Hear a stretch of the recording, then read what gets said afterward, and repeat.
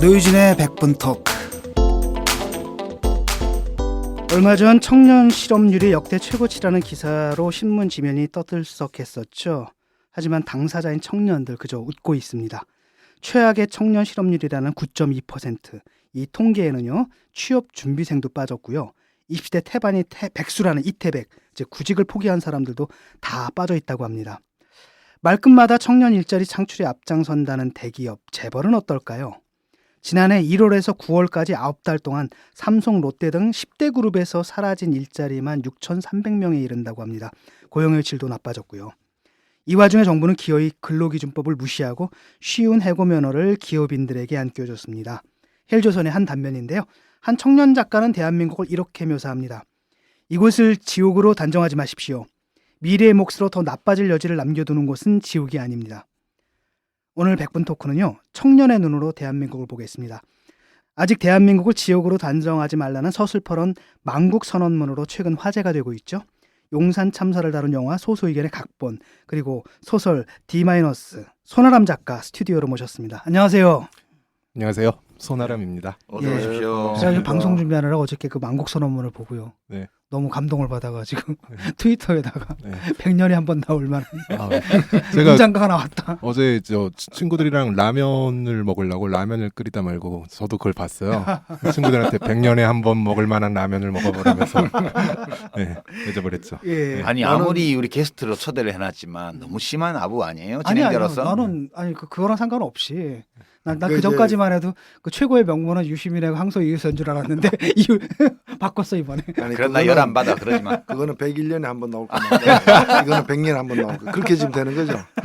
나는 이제 D- 읽고 작년에 네. 너무 좋아가지고 추석 연휴에 읽을 책으로 내가 추천을 사진까지 찍어서 했는데 난 별로 안 좋았는데 그거 예. 있고 난 재밌었어요. 재미는 있었어. 예, 재밌었어요. 왜 안 좋으셨나요? 바로 지금 견제 들어오잖아요.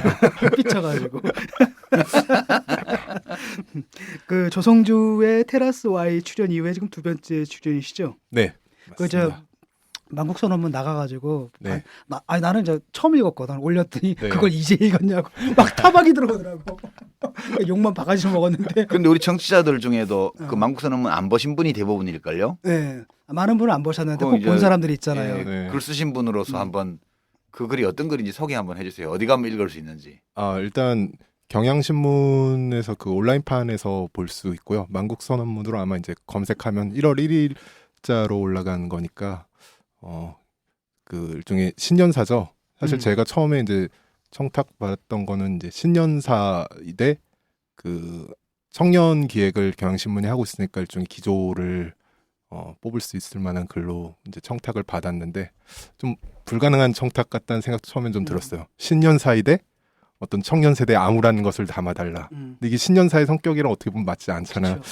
그래서 이제 차라리 신년사의 그 의례성을 좀 파괴하는 좀 무례함에 가까운 톤으로 글을 써보면 어떻겠냐라고 해서 썼는데 전 굉장히 욕을 많이 들을 줄 알았거든요.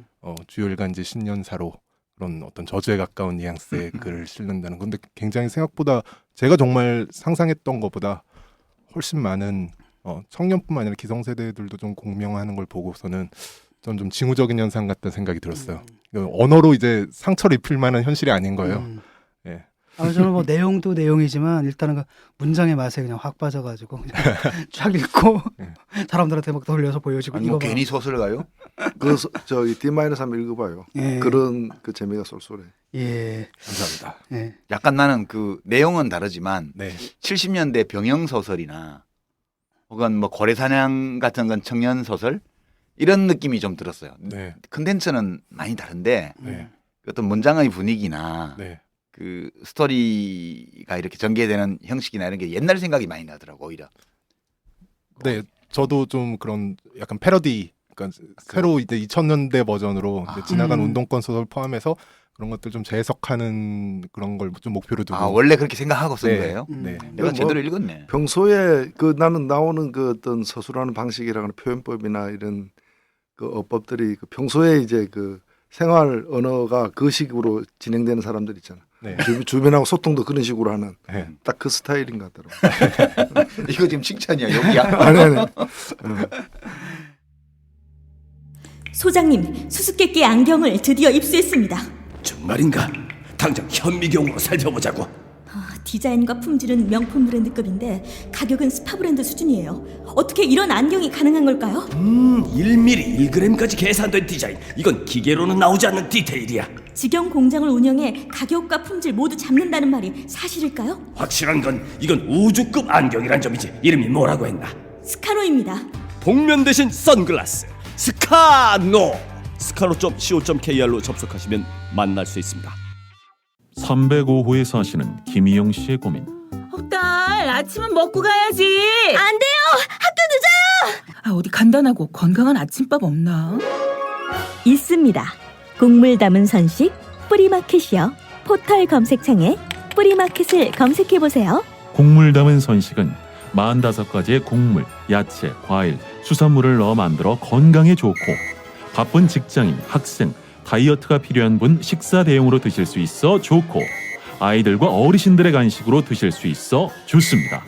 포털 검색창에 뿌리마켓을 검색하세요.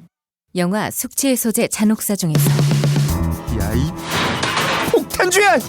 네가 그렇게 알코올 도수가 높아? 회식 자리로 따라와! 이 술 마시면 개 되는 놈이 어디서 헛개 음료 좀 사놨냐? 0.5% 들은 거? 숙취해소 성분 적은 것들은 빠져. 술술 풀리고로 바꿨다 이것들아. 우와, 자연유래 화인피토 분말이 48%? 특허까지 있는데? 술술 풀리고 대한민국 술자리 다 먹고 하라 그래!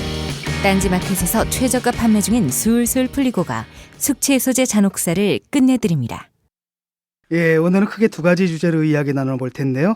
먼저 청년이 마주한 대한민국 어쩌다가 여기까지 왔는지 생각해보고요. 그리고 이어서 그런 대한민국을 바꿀 유일한 가능성이죠. 바로 정치. 정치가 청년들에게 어떤 모습이고 또 어떻게 변해야 할지 이야기해보겠습니다. 우선 그 만국선언문에서 그 아주 특이했던 게 이제 그 전태일이라는 이름을 가진 전국의 20대 청년들을 만나서 인터뷰한 얘기. 네. 그다음에 5년인가 지나가지고 네. 그다음에 또 그들이 어떻게 됐는지 얘기하는 그 부분이 굉장히 그 인상적이었습니다. 그 얘기를 좀 해주시죠. 네. 5년 전에 그 기획을 네. 시작하신 거죠? 네, 5년 전에 이제 2010년에 전태일 이제 40주기 그때 이제 그게 기획으로 사회과학 출판사들 연합 기획으로 했을 때 제가 시도했던 게 일단은 그 목표는 좀 신화된 전태일을 이제 일상으로 끌어내려 보는 접근을 해보자였는데 이제 제 기획은 그럼 그 전태일이라는 이름을 가진 이제 우리 시대 청년들을 좀 무작위 표본으로 잡아서 그들의 삶을 좀 조사하고 40년 전의 전태일과 이제 비교해 보면 여러 가지 모든 면에서 연애부터 시작해서 가정사 뭐 그리고 노동 환경 그러니까 총체적으로 비교해 보면 뭐가 좀 재밌는 게 되지 않겠는가. 그 사람들 어떻게 찾았어요? 이름만 가지고? 네, 이름만 가지고 전화번호 일단 그 당시에는 이제 SNS가 그러니까 처음처럼 실제 이름이 활성화되지 않았기 전태일인 때문에. 사람들요. 네, 전화번호부도 뒤져보고 지금은 전국에 몇 명이나 되던가요? 그 나이도 알아야 되잖아요. 엄청나게 많더라고요. 엄청나게 많고 재밌는 거는 전태일의 저는 그 이름의 영향력을 몰랐는데 이제 전태일이라는 사람들을 이름을 가진 사람들을 만나면서 다 하나같이 전태일이라는 이름을 가졌기 때문에 그 있었던 특별한 경험들을 다 가지고 있어요. 그렇겠지. 네. 네, 뭐 특별 대우를 받았던 거. 그냥 뭐 어른들은 처음 보는 어른한테 전태일입니다 하면 이제 밥을 얻었다, 먹었다거나 뭐 그런 경험들이 있더라고요. 그런데 이제 그들의 좀 노동 현실부터 시작해서 여러 가지 현실들은 저랑도 저보다 한 5살에서 10살 정도 어린 친구들을 제가 만났었는데 저 때랑도 굉장히 많이 달라서 그때도 놀랐어요. 2010년 당시에도. 일단은 대학교를 다니는 전태일들이 이제 4명 중 2명이었는데 네.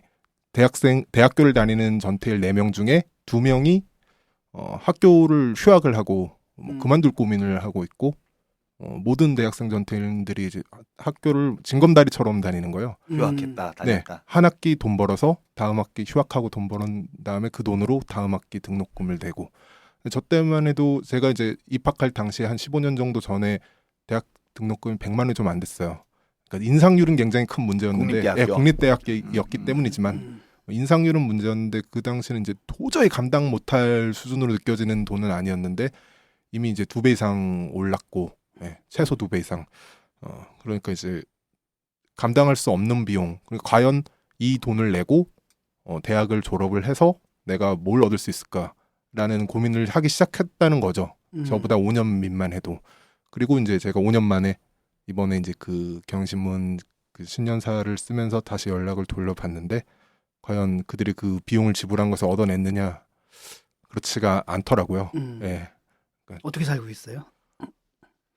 다들 뭐 당시에도 아르바이트를 안 하는 사람이 한 명도 없었어요. 어떤 식으로든 일을 하지 않는 사람들이 하나도 없었는데 그 당시에 제가 좀 특이하게 느꼈던 거는 다들 굉장히 힘든 게 일을 하고 있는데 다들 너무 밝았어요. 그러니까 근데 그 밝음이라는 게 내가 이렇게 영원히 살지 않을 거라는 종류의 믿음이 있는 거예요. 미래는 다를 것이고. 5년 전에. 네, 다른 직업을 가질 것이고. 네. 그랬는데 사실상 그렇지 못했고 계속 비슷한 일을 하거나 오히려 이제 노동이 좀 악화되거나. 네. 제가 이제 거제도와 부산 쪽 전태일들을 만났는데요. 그쪽이 이제 조선업이 많잖아요. 근데 거제도의 전태일 같은 경우에 그 조선소에 일하면서 이거 뭐 너무나 위험한 일들이 많은데 자기는 뭐 걱정 안 한다. 돈 잘 벌리고 난 여기서 돈 벌어서 식당 차릴 거다. 이렇게 얘기를 했는데 거제도의 전태일한테는 팔이 부러져서 퇴사를 했고 식당 살 돈은 못 모아서 다른 일을 계속 하고 있다. 그렇게 얘기를 하고 반대로 이제 부산에서 극장 알바하는 전태일은 영화 감독할 거라고 자기 이제 여기서 이제 영화 많이 봐서 그렇게 얘기했는데 그분이 조선소에서 일을 하고 있더라고요. 예. 현재 그 어떤 노동 세태 그 축소판으로 봐야 될지. 네. 그 뭐 전체적으로 그 뭐랄까 상황이 악화됐다고 그래야 되나요? 네. 가만히 있어. 그래서 그게 책으로 나왔어요. 네, 그 5년 전 그것은 책으로 나왔죠. 그 책 제목이 뭐예요? 너는 나다라는 책입니다. 네. 그래요. 그리고 저기 5년 후에 그 얘기는 이번에 이제 네. 글 쓰기 위해서 이제 망국선언문에. 한번 알아본 거고요. 참 그 어떻게 얘기해야 되나요? 그 우리 때만 해도 사실 뭐 이런 문제는 없었잖아요. 그러니까 우리 때만 해도 사실 뭐 고용 상태라는 것들이 이렇게 거의 완전 고용에 가까웠던 시절이라서 이런 고민은 안 했던 것 같은데 최근에 들어와가지고 이제 그 좀 전에 또 말씀하셨듯이 네. 5년 전만 해도 그래도 내가 이렇게 살지만은 네.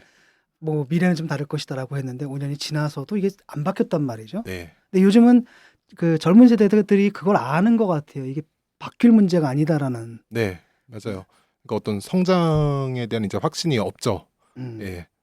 그 한 사람의 생애 주기로 봤을 때 뭔가 생애가 끊임없이 성장을 해야 되는데 청년 세대는 이제 부모의 도움이 없다면은 이론적으로는 그 빈손으로 시작하는 게 맞잖아요. 그럼 빈손으로 시작한 사람들이 당연히 성장을 해야 남을 수가 있는 건데 이제 성장에 대한 확신이 없고. 근데 약간 네. 그 이런 면도 좀 있지 않을까 해서 한번 물어보는 건데요. 그러니까 손아람 씨하고 저하고 지금 22년 차이예요. 네.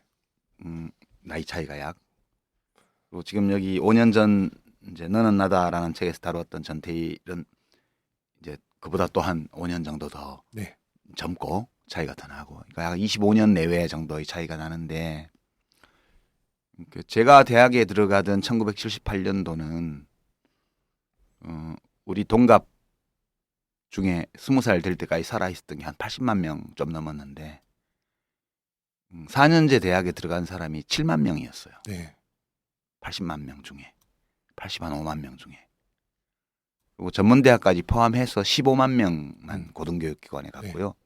나머지 70만 명은 뭐 했지? 그러면 지금 요즘 우리가 이제 기피 직종이라고 말하는 육체노동, 뭐 그다음에 이제 서비스업, 공장 뭐 이런 데 다 가 있었단 말이에요. 네.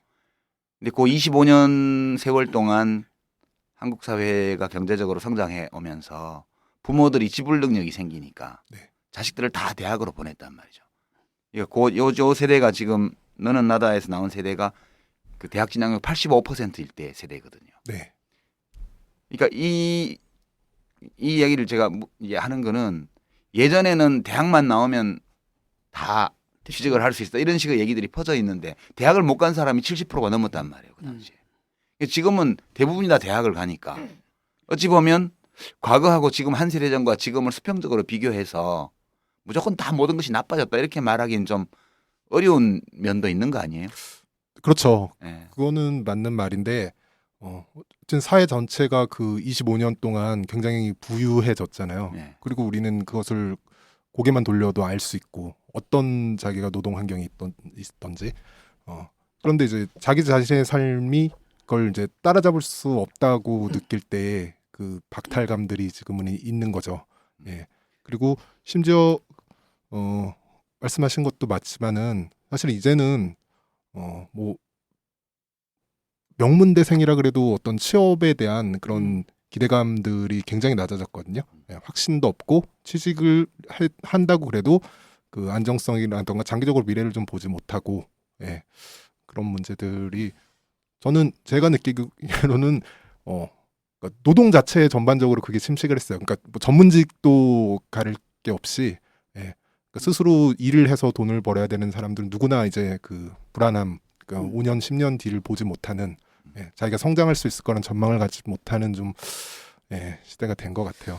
이런 문제가 아닐까요? 예를 들어 가지고 그 과거 같은 경우에는 물론 이제 대학 간 사람 소수였지만 나머지 사람들 다 그냥 그런 일을 했잖아요. 네. 그럼 사실 비교 대상이 딱 그렇거든. 네. 거기서 상대적 박탈감 같은 거 별로 없잖아요. 원래 네. 이 빈곤이다라는 게 대개는 이제 사회적 빈곤이지 절대적 빈곤은 아니잖아요. 그 다음에 그 당시만 해도 사실 완전 고용 상태이기 때문에 일자리가 굉장히 부족했던 거고 워낙에 많은 대부분 다 취직은 됐는데 지금 좀 그런 상황이 아니고 핵심은 이건 것 같아요. 장하성 교수가 그런 말을 하더라고. 지금 이 세대가 해방 이후 최초로 자기 부모보다 못 사는 세대가 될 수 있다. 네. 그거죠. 네. 근데 그것도 역시 뭐 모두 다가 부모보다 못 산다기보다는 어떤 뭐 평균을 얘기하는 거겠지만 저는 이런 말씀을 드리고 싶은데 그러면 이제 20년, 30년 전에 이제 뭐 2년 전까지 포함해 가지고 대학 진학률이 약 30% 정도 되었을 때 근데 지금 보면은 대학 진학률이 이제 고등학교 졸업 기준으로 80%거든요. 이거 세계적으로 높은 건데 그럼 이게 어떤 면에서는 부모들의 지불 능력이 향상되었기 때문에 대학 가는 비율이 늘어난 면도 있지만 다른 한편으로는 대학 나와야 대접을 받으니까 빚을 내서라도 대학을 보내게 되는 네. 점이 있다고요. 네. 실제로 제가 아는 사람들도 여럿 있지만은 저의 나이 또래 때 각 지역에 보면은 국립 공고들이 있었어요. 예. 전북기계공고 뭐 이런 데들, 뭐 부산기계공고. 진짜 가정형편만 괜찮으면 좋은 대학 갈 수 있는 사람인데 가정형편 때문에 못 가고 이런 사람들이 대우조선 처음 만들어질 때 들어가고 현대조선 들어갔단 말이에요. 용접하고 고생을 했지. 지금도 다니고 있어. 네. 근데 이런 사람들이 그나마 번 돈 가지고 아이들을 갖다가 교육을 시켜가지고 네. 너는 절대로 대학 가라. 대학 안 가면 나처럼 된다.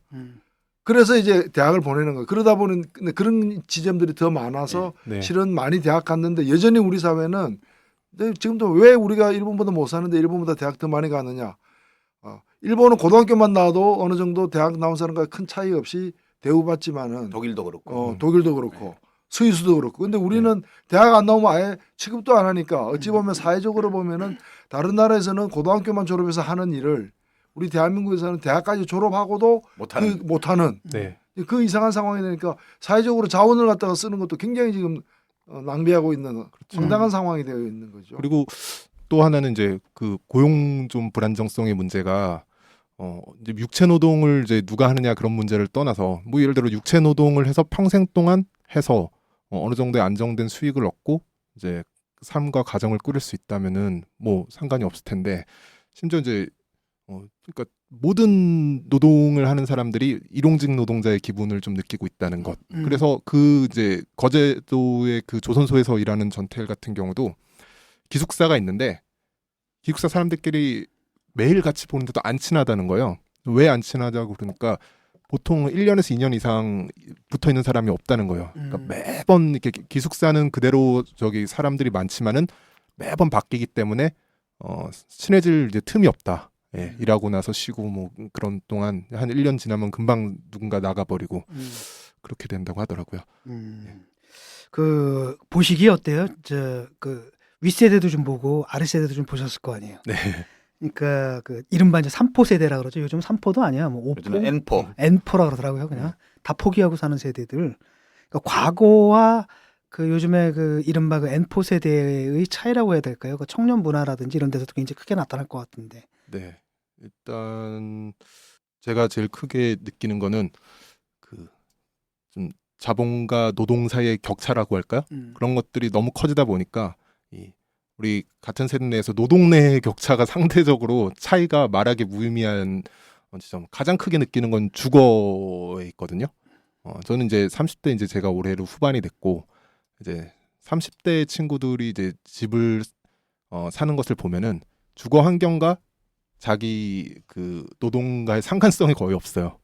예, 뭐 의사든 변호사든 예, 대기업이든 예, 뭐 아르바이트를 해도 뭐 아주 뭐 차이가 나는 거는 서울 도심에 조금 가깝느냐 머느냐 반지하냐 위냐 대부분 그냥 월세 좀 더 깨끗하고 신축이냐 아니냐 정도 차이가 있지 대부분 월세방에 사는데 아주 특별한 거죠. 뭐 예를 들어 한 20평 정도 되는 아파트 정도에 30대에 사는 사람들은 자기 자신의 그 직업과의 상관성이 아니라 부모와의 상관성은 명백한 거예요. 뭐 그러니까 우리 세대에서는 이제 부자라는 단어가 제가 어렸을 때는 부자라는 단어만 바로 이렇게 즉각적으로 연상작용으로 나오는 게 그 전문직이었거든요. 의사, 변호사.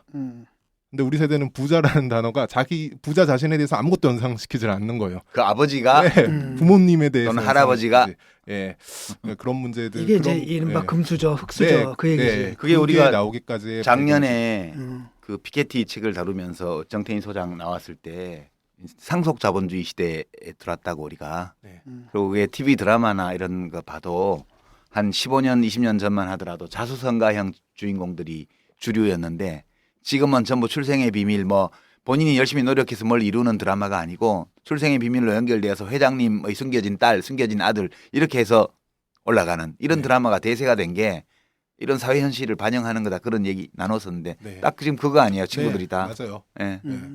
근데 그 미국 같은 경우에 얼마 전에 통계를 보니까 미국에서는 왜 굉장히 큰 자산가들 있잖아요. 대부분이 자수성가형. 나이도 막 어려 뭐 30대 40대 이러는데 우리나라는 딱 하면 다 그러니까 그 그러니까 젊은 사람 출생의 제비뽑기에서 이제 대박 친 사람만 부자인 거죠. 가끔 있긴 해요 우리 게임 회사들. 아니 뭐 사회적인 문화와 가치도 이렇게 상속에 대해서 굉장히 긍정적으로 우리는 보잖아요. 미국 같은 경우 상대적으로 그런 게 적고 그리고 상속의 대부분이 또 세금으로 이렇게 그 돌아가는 경우 그 비율도 더 높은 것이고 그리고 무엇보다도 자기 힘으로 뭔가를 이루어내는 것에 대해서 굉장히 높이 평가하는 그런 사회적 분위기가 크죠 사실은. 그러니까 미국 같은 경우에 이제 그 뭐 주커버그 뭐라든지 뭐 잡스라든지 빌 게이츠라든지 상속 안 하고 막 그냥 애들은 뭐 몇 푼만 주겠다. 애들 먹고 살 만큼 주고 나머지는 다.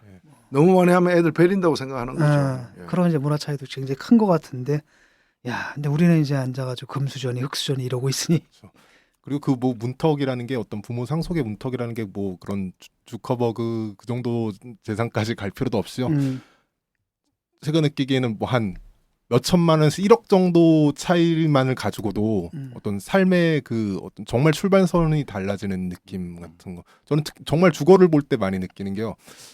제가 생각하기엔 이제 1인 한 사람이 그 주거를 위해서 최소한의 자기 공간을 확보하는 돈이 한 30만 원 정도인 것 같아요. 30만 원이면 고시원에서 조그만 방, 지금 이 녹음실만한 방에 침대 하나를 놓고 생활할 수 있는 고시원을 구할 수가 있어요. 그런데 저도 이제 대학 시절에 이제 그런데 한번 살아봤고, 근데 저는 지금도 살고 있는. 60만 원이 되면은요, 60만 원 두 사람이서 예를 들어 60만 원을 모으면 보증금 1,000만 원만 있으면 서울 시내에서 뭐 그냥 살만한 투룸에 살 수 있는 거예요.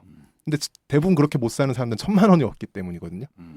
예. 그런데 이거를 뭐 그 요즘 저기 전환율 정도로 바꿔서 보면 한 1억 5천만 원 정도 전세금 기준으로. 근데 1억 5천만 원이면은 한 20평 정도 되는 서울 외곽의 빌라를 살 수가 있어요, 지금. 근데 대부분 또 그걸 못 하는 이유는 1억 5천만 원이 없기 때문이고. 근데 이제 그 문턱을 1억 5천만 원이 어디 있어? 그러니까요. 근데 그 문턱을 넘는 사람들은 1억 5천만 원을 이제 그 부모한테 그렇지 부모가 이렇게 들어서 예. 문턱을 넘겨주는 그렇죠. 거지. 예. 그 요즘은 이제 우리 세대는 이제 자식들이 혼인하는 때가 됐어요. 다 이제 자식 혼인을 앞두고 그 고민하는 게 집을 마련해 줘야 되는데 몇 년 직장 생활 했다는데 통장 들여다 보니까 저축도 몇 푼 안 되고 그럼 뭐 몇 천만 원 가지고는 택도 없고 그러니까 이제 부모들 고민이 전셋집이라도 집을 어떻게 애들한테 마련해 주냐. 이게 아이들 혼사 앞두고 제일 큰 고민이더라고요. 기성세대는 또. 그렇죠. 그리고 자식 세대가 이제 부모님한테 제일 바라는 것도 사실 그거죠. 네. 집만 해주셨으면 하는. 네. 집만이라고 아니, 거지 뭐. 집이 제일 큰데 집만이 안 되지. 친구들 보면 두 유형이 있더라고. 냉장고도 필요. 대부분은 뭔가면 그래도 전셋집이라도 마련해 줘야 된다. 없고. 그게 이제 부모로서 책임이다라는 생각이 확고한 친구들이 대부분이고, 소수는 그건 네가 해야 되는 거야. 그런 건 네가 하는 게 더 값진 인생이야. 뭐 이렇게 해가지고 아예 책임을 확실하게 그냥 선을 그어버리는. 그러니까 옛날 같으면은 뭐 그래 그건 네가 하는 거야라고 멋있게 얘기할 수가 있는데 요즘은 그냥 요즘은 그치 무책임하게 느껴지죠. 요즘에는 저기 제 비슷한 세대 또래들이 아주 크게 고마워하는 것 같지도 않아요. 네. 해줘도. 네, 그 여러분들이 젊은 세대에는 돈을 좀 쉽게 좀 더 벌 수 있었을 테고 우리 때는 불가능해졌으니 조금 당연하게. 양보해 주시라. 뭐 약간 안 쉬웠거든. 사실. 그럼 안 쉬웠지. 안 쉬웠지. 안 쉬었네요. 안 쉬웠어요. 네. 그러니까 네. 그게 이제 대학 진학률이 굉장히 큰 변수인 게 저는 개인적으로 되게 놀랐던 게 이제 학교 다닐 때 뭐 데모하러 다니고 이제 서클 활동하고 뭐 조직 만들고 뭐 유인물 뿌리러 다니고 이렇게 하다가 5.18 하려고 잡혀갔잖아요. 그래갖고 이제 군대 가는 게 교도소 있는 것보다 낫다고 그 저기 친구부에서 미필자들은 다 그냥 군대로 보냈어요. 가서 이제 보니까 나는 언제 제대하나. 그러면 이제 제가 신병 가니까 야 신병 이리 와봐. 얘 뭐 신병 아무개. 그러면 이제 너 며칠 남았냐 이렇게 물어봐요. 그럼 대답을 해야 돼요. 그죠? 네. 그때 33개월 때니까 뭐 900 몇십 일, 1000 몇십 일 남았습니다. 그러면 야 그거 1000일이 언제 가냐. 내 같으면 자살한다 이러면서 막 놀린단 말이에요. 그러던 고참들이 이제 제대할 때가 됐는데 밤에 제가 이제 불침번 서다가 이렇게 보니까 제대를 한 열흘 앞둔 고참들이 둘이 있었는데 잠을 못 자고 있더라고요. 잠 못 자는 이유가 뭐냐 이렇게 봤더니 공장 다니다 군대를 온 거예요. 그러니까 이제 자꾸 중대장은 시체말로 말뚝 박아라. 하사관. 그렇게 권하는데 하사관 자원이 부족해서 그때 많이 권할 때예요. 제대하는 사람들한테. 군에 남아있기는 싫고 그다음에 제대를 해서 나가면 또 공장으로 가야 되는데 너무 힘든 거예요. 그러니까 이게 제대가 임박해 올수록 사회로 돌아가는 게 너무 겁이 나고 너무 고통스러워서 밤새 한숨을 쉬면서 잠을 못 자는 거예요. 제가 그때 그걸 보면서 야, 이 세상이 이렇구나. 나는 그저 제대하는 날이 올 수만 있다면 춤이라도 출 것 같은 느낌으로 있는데 이렇게 다르구나. 그 세대거든요. 우리 세대가. 그러니까 절대 그 쉽게 버는 거 아니에요. 이렇게 생각하면 돼요. 그 과거에 그 30년 전만 하더라도 좀 사는 집에는 식모가 있었어요. 그렇지. 지금 식모 없어요. 왜? 그 돈 많이 줘야 되니까. 옛날은 돈 적게 줘도 됐는데 이제 많이 줘야 되는 거 없어요. 고속버스에 스튜디오스 같은 안내양 그런 분들이 아주 이렇게 뭐 처음에 공채에서 이런 경보소 분들이 생기고 그 한 명씩 탔잖아요. 고속버스에. 그리고 여의도 시범 아파트에 엘리베이터 그걸 있었어요. 아, 그래요? 예. 지금 없어요. 그 세대는 아닌데. 그러니까 그러면은 그때 사람들은 그렇게 싼 값으로 싼 임금 받고 일을 했다는 거예요. 지금은 왜 없느냐? 그런 일 시키려면 돈 많이 줘야 되니까 아예 비어 있는 거죠. 그렇기 때문에 옛날 사람들이 꼭 좋은 대우를 받았다, 돈 많이 벌었다 이렇게 볼 수는. 그러니까 천국이 지옥된 거 아니에요. 아니 저는 이제 다른 것보다 이제 제가 저희 부모님이랑 그 25살 차이가 나는데 저희 아버지랑요. 아버지 세대, 그러니까 제가 어렸을 때 친구들을 보면은 비교적 그 집안 형편이 좋지 않았다고 그래도 그때 이제 저희 부모님이 지금 제 나이 때쯤 됐는데 그 어느 정도의 그 가정을 꾸릴 만한 집들을 어떻게든 구했어요. 그런데 그게 이제 노동을 통해서 꼭 번 게 아니라 뭐 대출을 끼던지 저희 부모님도 이제 대출을 끼고 집을 샀었고.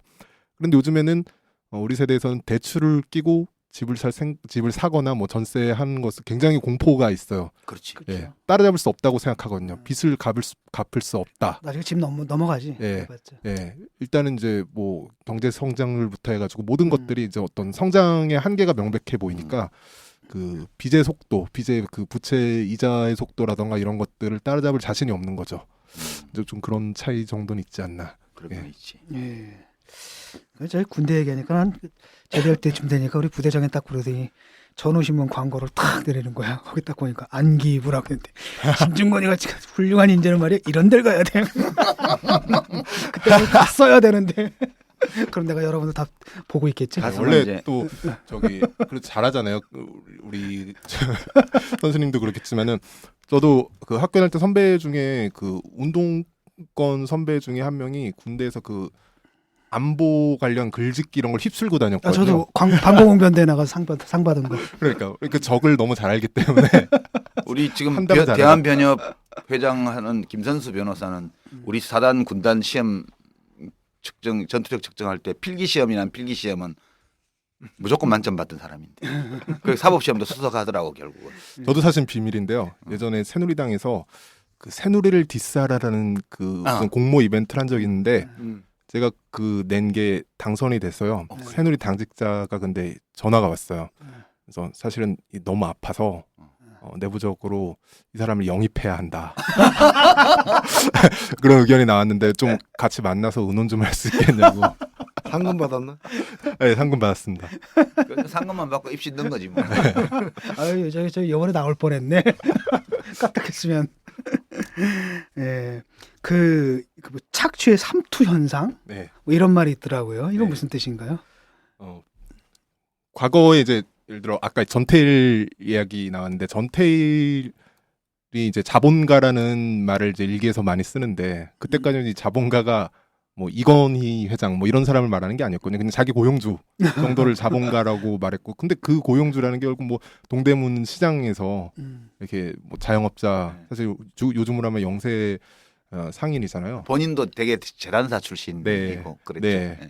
근데 이제 요즘 같은 경우에는 그런 식으로 어떤 그 노동운동이 급여 노동자와 고용주 사이에다가 선을 딱 쉽게 긋기에는 모두가 좀 어려운. 그래서 제가 제일 즉각적으로 느끼는 거는 예를 들어서 뭐 비정규직 문제 같은 걸 할 때 최저임금을 뭐 2배, 3배 예를 들어 올려서 이게 쉽게 해결되느냐 하면은 그들을 고용하는 사람 대부분 영세 자영업자인데 그들이 감당할 수 있는지를 고려하지 않으면 이게 불가능한 문제가 돼버리잖아요. 그럼 그들이 왜 그렇게 힘드냐 하면은 사실 임대료로 대부분을 뜯기고 있기 때문이고.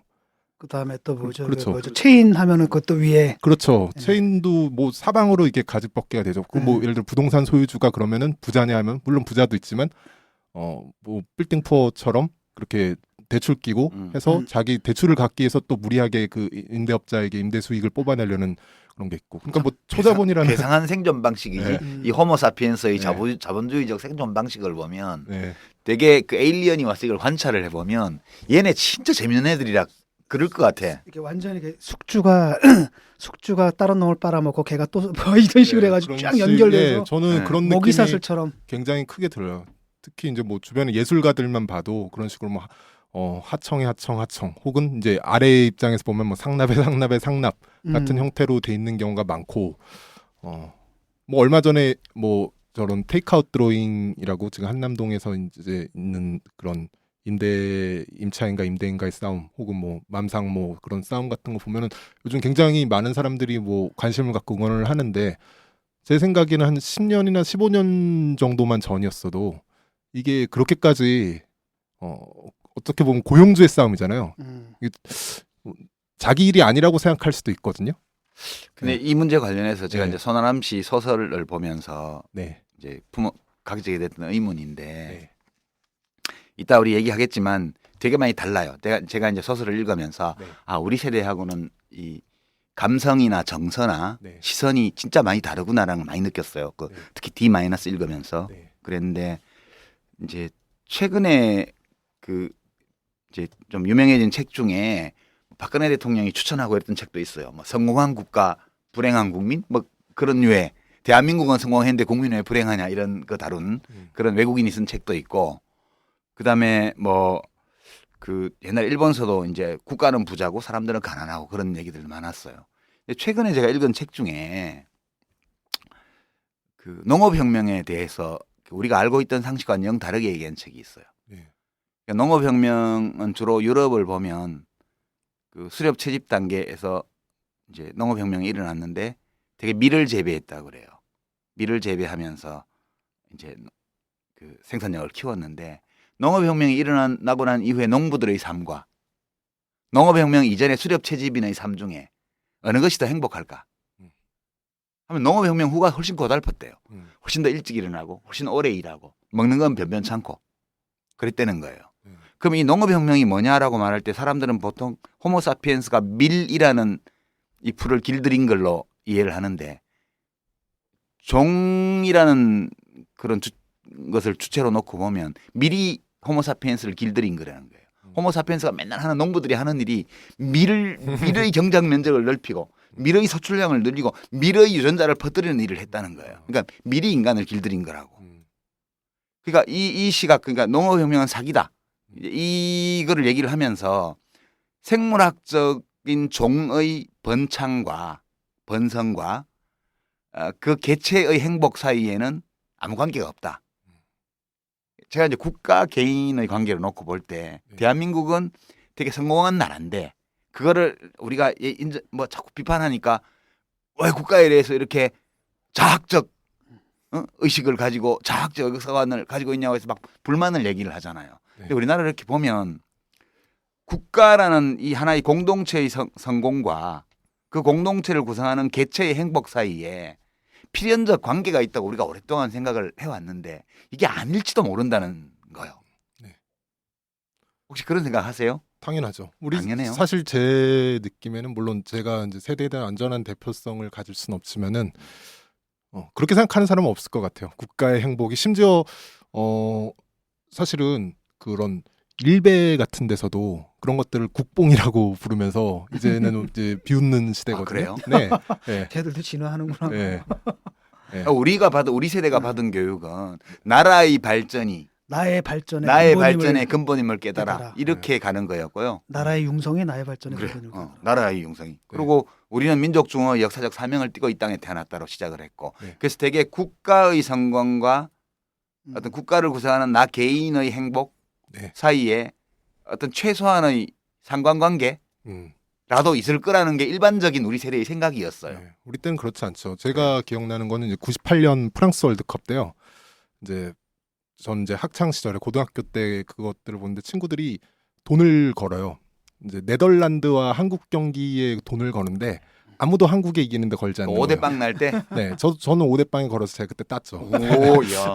근데 아무도 그걸 비난하지도 않고, 네, 우린 그런 세대, 뭐 객관적으로 전력이 딸리면 지는 거죠. 아, 네. 확실히 다르구나. 그런데 나는 저 한국 식당에서 그거 뭐야 이러면서 막. 그거 보러 한국 식당에 가가지고 한국 사람들 모여가지고 보는데 근데 차 감독이 경질될 때 아니에요 아, 중간에. 네, 5대 맞습니다. 빵으로 깨지는 거야. 얼마나 민망하든지. 근데 국가가 잘 되면 따라서 나도 잘 될 수 있다라는 것 중에 그런 믿음 중에 하나가 경제 성장에 대한 어떤 신화 같은 네. 건데 재미있는 게 이제 여의도 연구소 새누리당 여의도 연구소에서 조사를 갖다가 똑같은 조사를 2007년에 하고 또 2015년에 작년 말에 해서 발표를 한 걸 보면은 2007년에는 경제 성장이 1위예요. 이 시대적 과제와 관련해 가지고. 근데 2008년에 작년에 2015년에 똑같은 조사를 했는데 경제 성장이 4위, 1위가 경제 민주화더라고. 이런 변화가 그게 난 놀라운 변화. 그러니까 이명박 정부, 박근혜 정부까지 거쳐가면서 경제 성장 그 이명박 대통령이 특히나 또 경제 대통령으로 자임했던 사람이잖아. 그래서 설사 경제 성장이 이루어진다 하더라도 그것이 나의 삶을 곧 바로 일으키는 건 아니다. 일부 사람들에게는 도움이 될지 몰라도 우리 같은 사람에게는 그 혜택이 오지 않는다는 걸 점차 절감하는 맞아요. 자, 그런 그럼 상황이 내 지금 아닐까. 진짜 묻고 싶은 건 이건데 우리는 그렇게 생각을 했기 때문에 물론 정부에서 하는 얘기를 다 믿지는 않았지만 네. 나라가 잘 돼야 우리 모두 잘 되는 거야. 이 생각이 강해서 어떻게든 나라를 똑바로 만들어 보려고 엄청 싸웠단 말이에요. 네.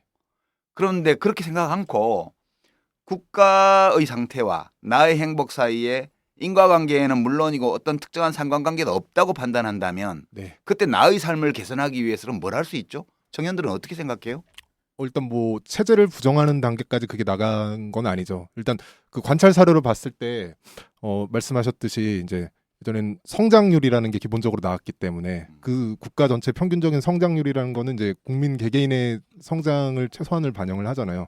그러니까 나라가 성장하니까 내가 성장하는 걸 믿을 수 있는 시대가 있었다면 이제 현재는 나라는 이미 이제 청년기를 벗어났는데 지금 청년이 계속 나오잖아요. 근데 이 청년들은 나라와 자기를 어떤 나라를 청년으로서 자기와 어떤 동일시하기가 좀 어렵단 말이죠.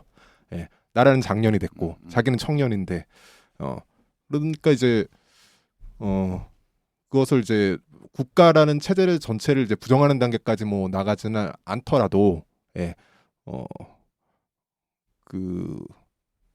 뭐 동일시가 안 되고 일단은 뭔가 잘못되어 있다. 나라가 이대로의 추이상으로는 나에게 굉장히 불리하다라는 정도의 인식은 저는 됐다고 보고 그것이 이제 헬조선이란 단어. 잠깐. 안 되면 그러면 나하고 관계 없다가 아니고 국가가 지금 잘못돼 있어서 나한테 피해를 주고 있다 이렇게 생각하나요? 뭔가를 빼앗기고 있다고 생각하죠. 이제 사실 국가 단위로 그건 사고하는 것도 아니고 이제 형식상의 국가라는 체제 안에서 있는 아주 큰 뭐 회사라던가 이제 뭐 자본이라던가 단순히 이제 아주 쉽게 생각하기에는 대기업 예를 들어 회장으로 표상되는 그 사람들의 어떤 부의 크기를 봤을 때 내 현실이 아무런 그런 개선이 되지 않는데 저 사람의 부가 늘어나는 속도는 이제 무언가 내가 직접은 아니더라도 어떤 상대적으로 어떤 부를 약탈당하고 있다는 느낌을 사실은 누구나 갖게 되는 거죠. 이른바 그 제론토크러시란 말이 있잖아요. 노인 정치라고. 네. 또 이제 하나 이제 그걸 묻고 싶어요. 어젠가 한겨레 신문을 보니까 그 얘기가 나오더라고. 저희가 박정희 세대 있잖아요. 그 젊은 세대들한테는 할아버지래. 그 6.25 얘기고 우리랑 아무 상관없는 거고. 박정희 세대는 우리 세대한테 6.25 이야기 비슷한 거죠. 진짜 이 사람들이 적으로 느끼는 건 뭐냐면 386 세대 우리 같은 오히려 더 직접적으로 이 민주화 운동을 했다는 유신 세대는 이자들이 할아버지고. 오히려 이제 그 기득권을 차지해가지고 기회를 안 주고 있다 이런 느낌이 더 강하다 그러는데 실제로 그런가요? 글쎄요. 저는 그렇게까지 이렇게 어떤 세대를 딱 잘라서 느끼지는 않는데요. 글쎄 그거는 제가 대답하기가 애매해요. 제가 그렇게 느껴본 적이 없어서. 우리 세대에 속하나 보다. 간첩이야. 근데 그게 지금 오늘도 그 김무성 새누리당 대표가 3%의 귀중 노동자들 때문에 97%의 노동자들이 고통을 받고 있다 그러는데 물론 이제 그 위에서 좀 더 이미 그 좋은 조건을 따가 확보받은 그러나 더 열악한 처지의 노동자들에서 관심을 안 갖고 있는 좀 지적을 당할 만한 사람들도 있어요. 그러나 나머지 97% 노동자들의 고통이 어떻게 다른 회사 다니는 잘 나가는 회사 다니는 노동자들 때문에 생기고 있다라고 얘기할 수는 없는 거 아니에요. 그렇죠. 그처럼 저는 우리 국가의 문제나 사회의 문제를 갖다가 어떤 세대 간의 어떤 위세대가 누리는 특권 때문에 아래 세대는 오히려 헐벗고 있다는 식으로 해가지고 세대를 갖다 대립시켜서 오히려 문제의 그 본질을 감추는 그런 시도들이 왕왕 있는 게 아니냐 그런 생각도 많이 들어요. 네, 그거는 저도 굉장히 동의하고요. 특히 이제 우리가 그 세대 담론으로 이야기를 할 때 그러니까 자주 느끼는 게 어떤 청년 세대를 예를 들어 뭐 비정규직이라던가 그런 어떤 노동 불안정을 그냥 청년 세대로 이렇게 대표성을 갖게 이야기를 하는 경우를 완전히 뒤집어서 반대로 기성 세대는 기득권이다라는 식으로 이렇게 이야기될 때 좀 그런 위험성이 느껴지죠. 이게 좀 다른 문제인데 진짜 문제를 감추는 거죠. 네, 그렇죠. 세대 담론이라는 게 이제 까딱하면 진짜 문제를 감추는 그런 위험성이 있는 부분. 지금 진짜 문제는 사실 우리가 아까 그 오프닝 할 때도 좀 얘기를 나눴지만 지금 양대 지침 노동계약 양대 지침 포함해가지고 그러니까 그 물질에 대한 법률적 소유권을 가지고 있는 사람들이 그 물질에 대한 소유권을 기반으로 해서 자기의 노동력을 팔아야만 되는 사람들을 중층적인 다층의 어떤 착취구조 속으로 딱 집어넣어 놓고 그렇게 불을 빨아들이는 거 아니에요. 빨아들여서 한쪽에다 계속 쌓고 있단 말이에요. 이게 문제인데 이게 문제의 본질이라고 저는 생각을 하는데 이것을 세대론으로 딱 치환하는 순간 그러면 삼성그룹의 이재용 씨는 그 세대의 대표인가? 전혀 아니잖아요. 그렇죠. 그럼 무슨 상관이 있냐고 세대하고. 네, 저도 정확히 동의합니다. 사실 뭐 그 부자라고 영원히 사는 것도 아니고 그 부는 결국엔 다음 세대로 상속이 될 거고, 그 부를 획득하기 과정 사이에서 뭐 조금의 그 구조적인 차이는 있을지 몰라도 그걸 단순한 세대 간의 어떤 문제로 이야기하는 건 분명히 좀 위험성이 있죠. 예. 근데 사실 감정적인 문제이기도 하고요. 예. 그 손아람 씨 같은 경우에는 이제 그 민주정부 10년을 그때 20대로 보내셨죠. 네, 그렇습니다. 그리고 나가지고 지금 15년이 지금 지났어요. 그 요즘 세대들은 이제 그 이명박근혜 정부를 갖다가 또 20대로 보내고 있단 말이죠. 네. 그 세대 사이에서도 어떤 차이 같은 걸 느끼나요? 어떤 음, 정치적 차이라든가 아니면 문화적 차이랄까. 많이 있죠. 우리 세대가 좀 특수성이 있었던 거는 이제 IMF 그 이후 직후의 세대라는 것, 그리고 어떻게 보면 IMF 이후에 그 경제적인 체제 변화와 동시에 하필 역사상 처음으로 선거를 통해서 이제 야당이 정권 교체가 일어난 세대였는데, 그러면서 좀 아쉬운 점은 가장 급변하는 그 시기에 좀 예민하게 뭔가 이렇게 사회를 들여다보고 저항이 필요했을 수도 있는 시기에 좀 축제 분위기가 있었어요. 예. 정부 자체가 민주정부가 되다 보니까. 예. 그래서 그때 급속하게 어떤 청년 그리고 학생들의 그 저항이라는 게 힘을 좀 많이 잃었고, 그리고 어떤 연속성이 단절된 느낌이 있거든요. 그러고 나서 그때 천년만년 계속 최소 이제 새누리당 그 당시 이제 한나라당으로는 정권이 안 넘어갈 줄 알았는데, 사실 그 당시에 제가 이제 의원이셨던 노희찬 선생님이 강연했을 때 그런 얘기 들었거든요. 다시는 오지 않는다. 의지 표명이었죠. 정치인들이 하는 말은 그렇게 해석해야 돼요. 저는 20대 초반에 그 이야기를 듣고 저는 믿었어요. 안 오겠구나. 네. 이제 한나라당은 끝났구나. 아니 그때는 같은 시기에 나는 한나라당 박멸의 역사적 사명을 띠고 정치에 온 사람이다 이런 얘기했다가 얻어 터지고 있었잖아. 나는 한나라당에 대한 공포감을 그때도 계속 갖고 있었어요. 정권 핵심에 있으면서도 넘어간다 이거는. 넘어갈 수밖에 없다. 그리고 이게 이번에 넘어가면 독일 바이마르 공화국이 넘어간 뒤에 나치 체제가 들어선 거하고 유사한 양상으로 사태가 전개될 거다 이렇게 봤었어요. 이미. 네. 그래서 그 대비가 안 되고 이제 뭔가 단절됐고, 그 당시 이제 그 민주당 정권을 향한 이제 어떤 저항이라던가 운동들도 사실 아주 큰 호응이라던가 아주 정말 큰 사건이 아닌 이상, 호응이라던가 좀 정당성 부여에 있어서 좀 어려움을 겪었는데. 왜요? 그때 대출이, 부안, 뭐 여러 건 있었잖아요. 그러니까 이제 그런 큰 사건이 뭔가 있지 않는 이상, 뭐 미선희 효순이 사건부터 시작해서 아주 어떻게 보면 자극적일 수 있는 사건이 터지지 않는 이상 전반적인 그 지속적인 어떤 동기부여가 좀 안 되는, 그러면서 연속성이라던가 그런 것들이 단절된 상태로 정권이 바뀌었단 말이죠. 그래서 저는 제가 봤을 때는 요즘 젊은 친구들 뭐랄까 오히려 좀 더 보수적이 된 그런 느낌이 있어요. 어떻게 당연할 수도 있는 게, 우리 때는 그래도 이게 우리를 이제 표류자들로 본다면은 어떻게든 이 섬을 탈출할 방법들에 대한 그런 고민들을 할 수 있는 뭔가 바탕이 있었는데, 여기 지금 섬에서 태어났어. 지금 지금 각자 개간하는 그런 종류의 공리를 하고 있는 듯한 좀 상상력의 어떤 범위 자체가 좀 다른 그런 느낌들이 있죠.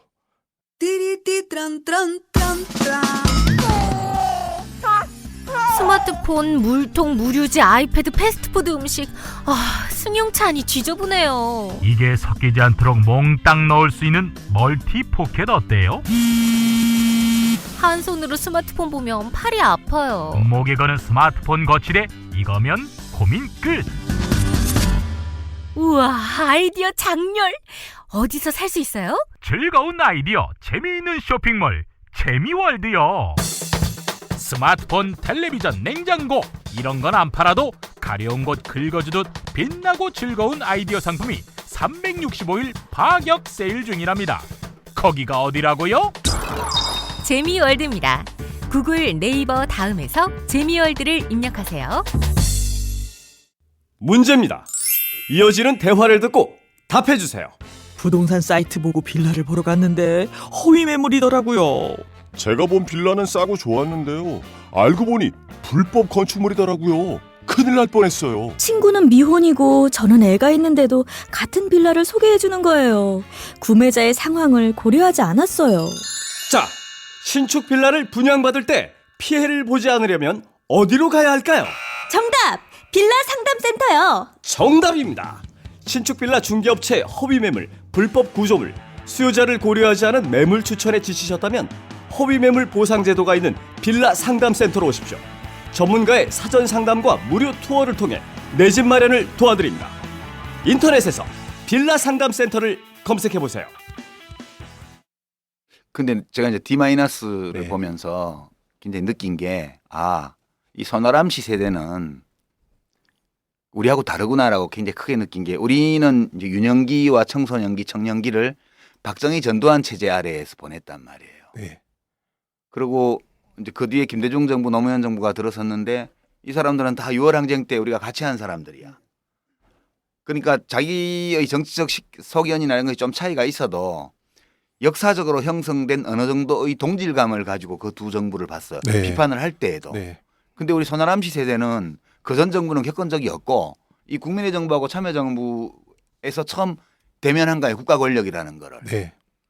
그러니까 우리 세대가 가지는 것과 같은 약간의 많고 적음의 차이는 사람마다 있겠으나 네. 역사적으로 형성된 정서적 어떤 동질감 이런 게 전혀 없는 것 같다. 이 세대는 이 국민의 정부, 참여정부에 대해서. 사실 완전히 없다고 하면 거짓말이죠. 아, 그래요? 분명히 있긴 좀 있죠. 차이는 네. 있죠, 확실히. 네. 근데 저는 뭐 네. 빙하기를 겪고 간빙기에 온 사람하고 그냥 그 간빙기에서 태어나서 빙하기에 대한 기억이 없는 사람하고는 다를 수밖에 없잖아요. 그때가 제2 간빙기였거든. 제1 간빙기가 이제 4.19에서 5.16 사이에 잠깐 짧게 왔었고 제2 간빙기가 1998년부터 2007년 말까지 그 10년 동안 제2 간빙기.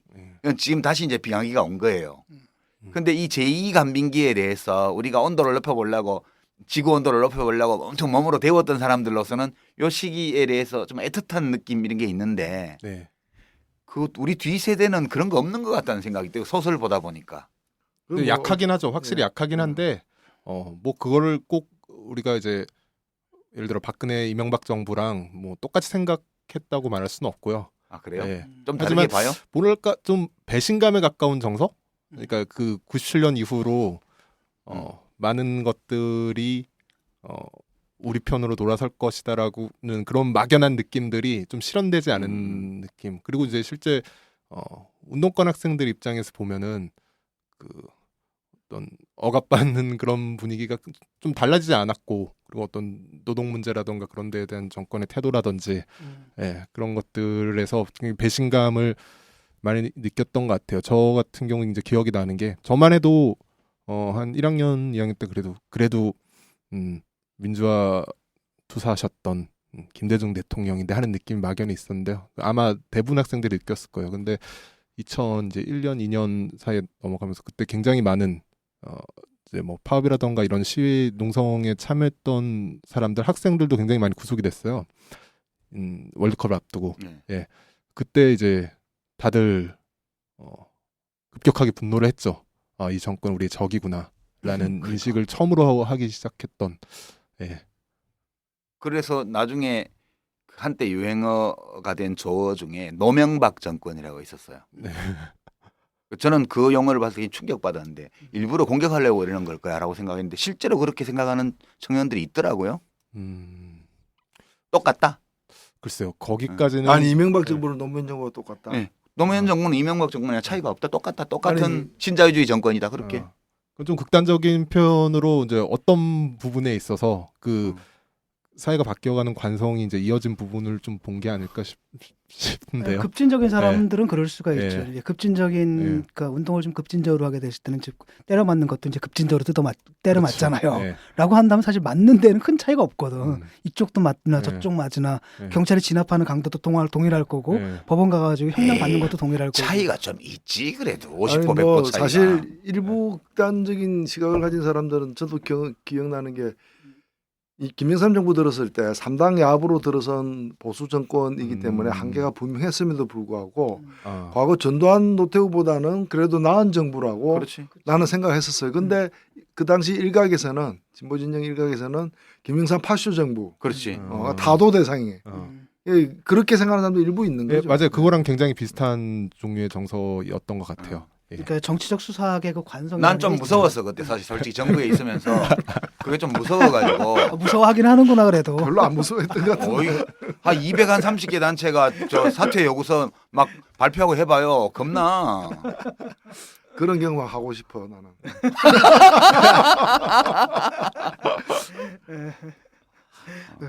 그 청년들의 그 진보 정치라고 해야 되나 이건? 네.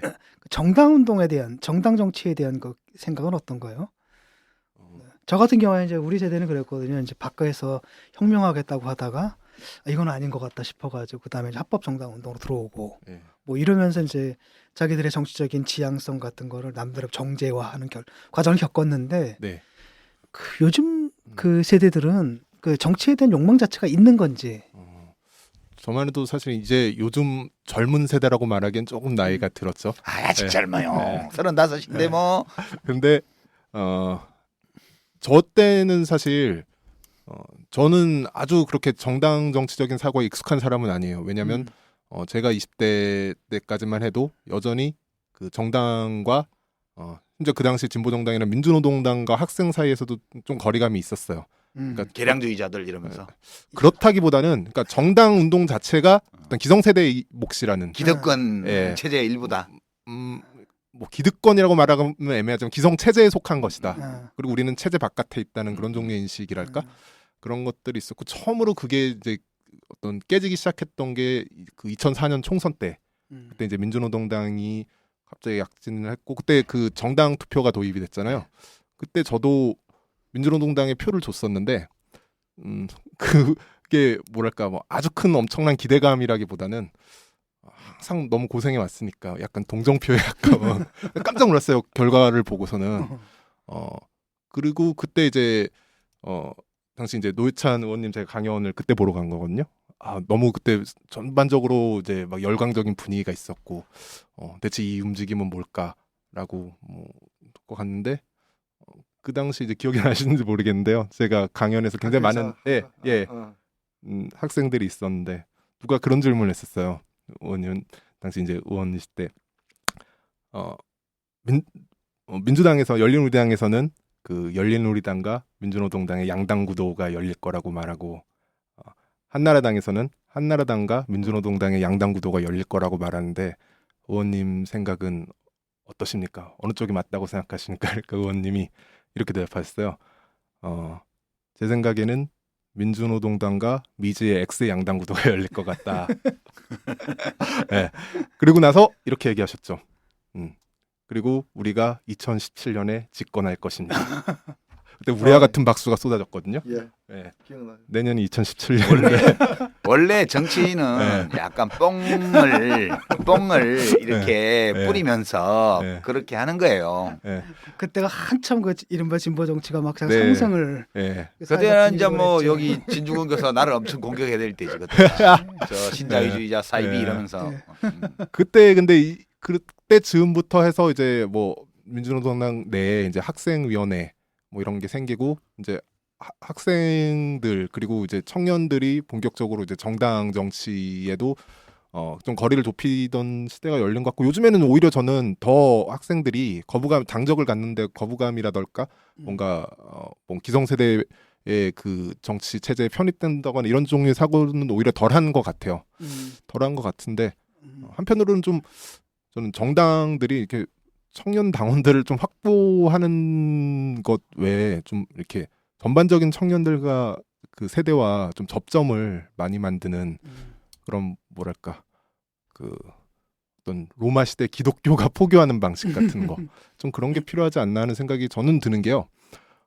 제 주변에 이제 젊은 친구들 그런 좀 정치적으로 사실상 백시 상태에 가까운 친구들도 진보 정당에 굉장히 호감을 가진 경우가 많아요. 근데 이제 이야기를 들어보면 그들이 대개 그 자기 문제라던가 자기 주변 문제에 있어서 뭔가 문제가 발생했을 때 관심을 가져주고 귀 기울여주고 혹은 도움을 받고 이런 사람들은 당연히 새누리당이나 그 더민주 쪽 사람들이 아니란 말이에요. 진보정당 사람들. 그래서 그 사람들은 좋은 사람들, 신뢰할 수 있는 사람들, 우리 편인 사람들이라는 그런 어떤 막연한 종류의 감정이 있는데 뭐 그런 생각들도 저는 좀 해봅니다. 과거 같은 경우는 이제 운동권이 약간 체제에 전복적이었잖아요. 괜히 체제 안으로 들어가면은 수정주의자가 된 것 같고 기회주의자가 된 것 같고, 근데 이제 이런 생각들은 많이 이제 없어진 것 같아요. 그래서 사실 그 체제 내적인 이런 합법적인 정당 운동이다라는 것이 거의 뭐 뭐랄까 일부 시민운동 자체 이런 것들을 제외하게 되면은 굉장히 중요한 주축으로 좀 인정받는 상태인 것 같은데 어떻게 들어가야 될까요? 우리가 이런 데 대해서. 그런데 대학생위원회는 민주노동당도 한때 굉장히 활발하게 했고 제가 그 전에 2002년도에 개혁국민정당 만들었을 때 그 서울대 같은 경우는 개혁당 학생위원회도 숫자가 몇백 명 됐었어요. 많이 될 때는.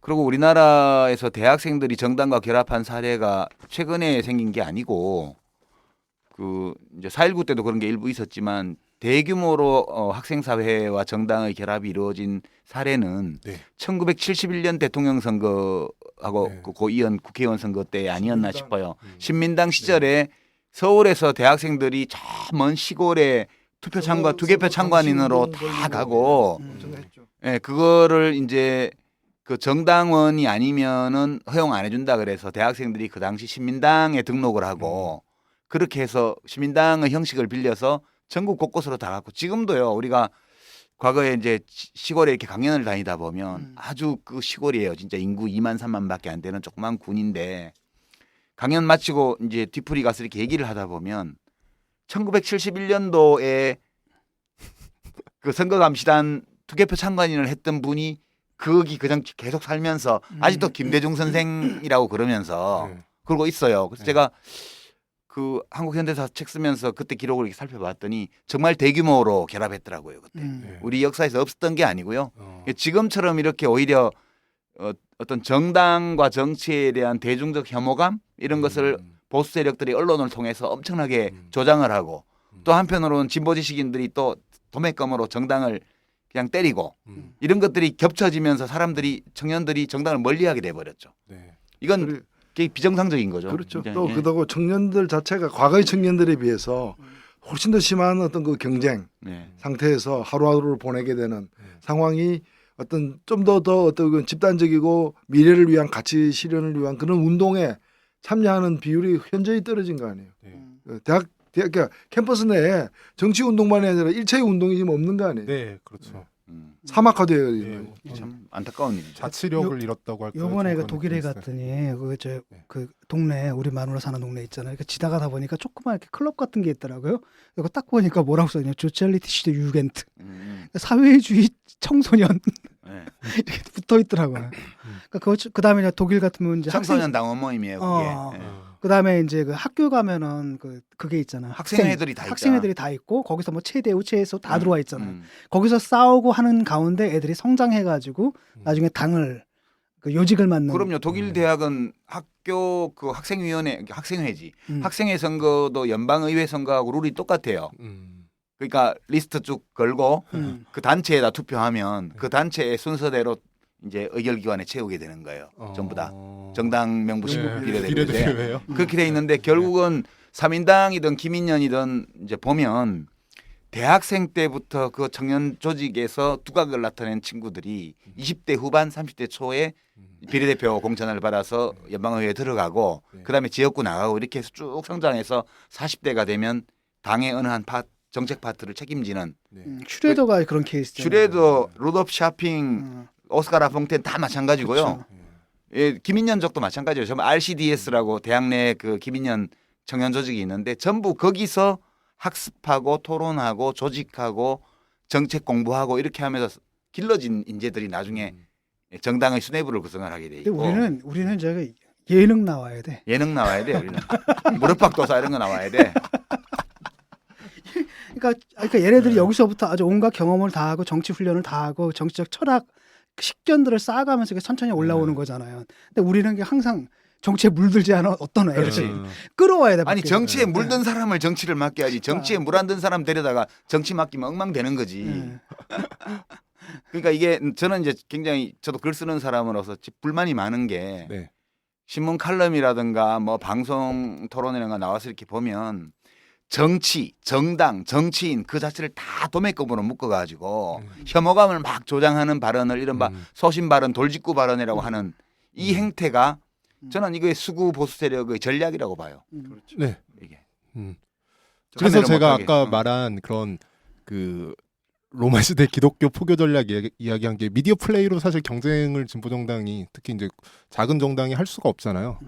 그랬을 때 근데 또 그들은 미디어 플레이에서 너무나 효과적이기 때문에 굳이 어떤 풀뿌리 운동이라던가 직접 접촉하는 형태의 전략을 취하지 않는데 저 같은 경우에는 그 실제로 저도 이제 좀 예술가로서 이제 영화라던가 이제 문학 분야에 일하면서 어떤 문제가 있었을 때 굉장히 그 누군가를 이제 동지를 만난다거나 편을 만난다거나 상의를 하게 되거나 그런데 그런 사람들이 이제 진보 그 정당의 이제 당원인 당적을 가진 경우만 하면 경우만 해도 굉장히 큰 뭐랄까 그 어떤 그 사람에 대한 고마움이 아니라 내가 직접 정당의 도움을 받은 것도 아닌데 그 정당에 대한 엄청난 그 애정이 막 생기는 걸 느끼거든요. 근데 정말 전 좀 그런 종류의 접근이 필요하지 않을까 하는 생각도 들어요. 예. 그래서 우리는 되게 우리 저 정치 카페에서 그러잖아. 당을 만드는 모든 사람들에게 축복하잖아 우리. 누구의 당이든. 지나친 관심과 언급과. 네. 어쨌든 이제 그 뭐랄까 이게 청년 세대의 그 정치적인 관심을 어떻게 조직할 수 있는 새로운 방법이 좀 필요한 것 같아요. 예. 네. 아니 근데 나 진짜 손아람 씨 나온다 해서 물어보려고 그래서 아까 한 질문의 연장선인데 만약 우리가 국가의 융성, 전통적인 의미에서 그것과 나의 개인적인 행복 사이에 인과관계나 혹은 상관관계가 없거나 네. 또는 역으로 국가의 어떤 상태가 나의 삶을 해치고 있다. 네. 이렇게 또 받아들이는 청년들도 많다고 그랬잖아요.